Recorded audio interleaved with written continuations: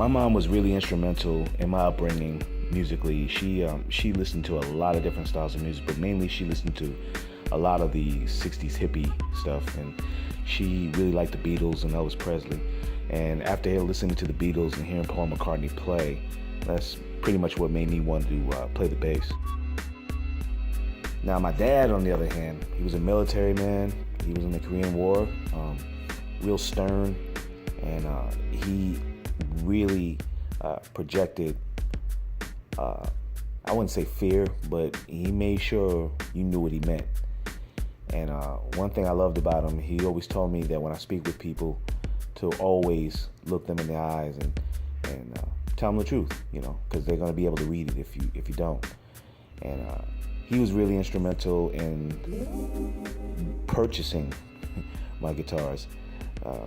He saw me playing a broom one time, and I was acting like I was Paul McCartney. I was playing bass, and he asked me what was I doing, and I told him, Paul McCartney, I'm playing All My Lovin', or whatever Beatles song it was I was listening to. I can't really remember. And he said, well, you can take that broom and you can clean your room with it. And of course I did that, and that Christmas he got me my first bass. I was 13.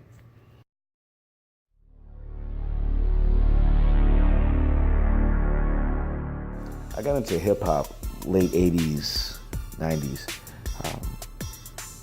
Some of my biggest influences were Public Enemy and Eric B. and Rakim. And I did a couple of cameos in some videos. I did a video with Cool G Rap and Polo, Ill Street Blues. Had a little small spot in it, was nothing big. And I also was in the video of this group called BWP. And it was Bees with Problem. I won't say the word. And they had a song called We Want Money. So I did that. And I tried to record my own records, and I had some help from a lot of friends, and I don't know, it didn't really take off like I had planned to, so I got right back to playing guitar.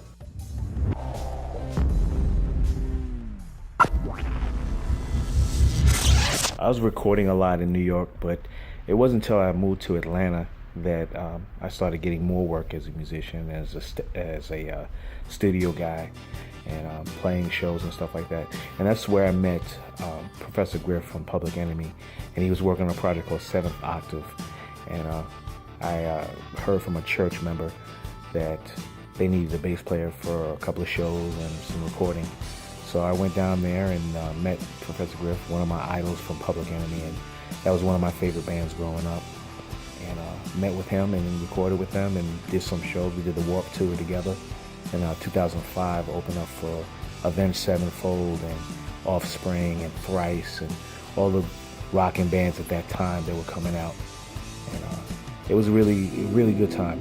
It's filled with pressure. The blackmail these times today. Gather the cops and BS raids. Search warrants, I'm under pressure. Putting up this trying to set me up. Shot two cops trying to wet me up. Duck to dodge, I'm under pressure.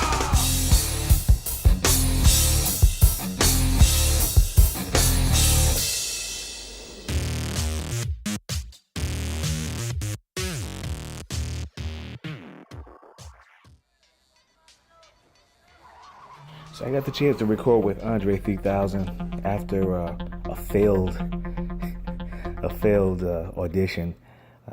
Me and my drummer had went down to a audition that Outkast was having for a tour band, and there was like almost 500 drummers and bass players down there, and a lot of the bass players I knew, so I was kind of intimidated. But nonetheless, I went through there and I worked on my solo that I had worked out for like a month for this audition, and Andre was standing in front of me. I didn't even know, and I looked up and he's like, "You ready?" And I'm like, "Yeah." And I went through the solo and messed up a couple of times, and I just told him, I said, "You know what? I'm nervous. I'm sorry. I can really play. Here's my card. Give me a call if you ever need somebody to work in the studio." And he did. He called me about a month after that, and I recorded "Land of a Million Drums" that went to the Scooby-Doo soundtrack. So that was really cool. And working with Andre 3000 was really a lot of fun. He was a really cool guy, really laid back, and he was real chill. He didn't stress about anything, so it was pretty cool working with him.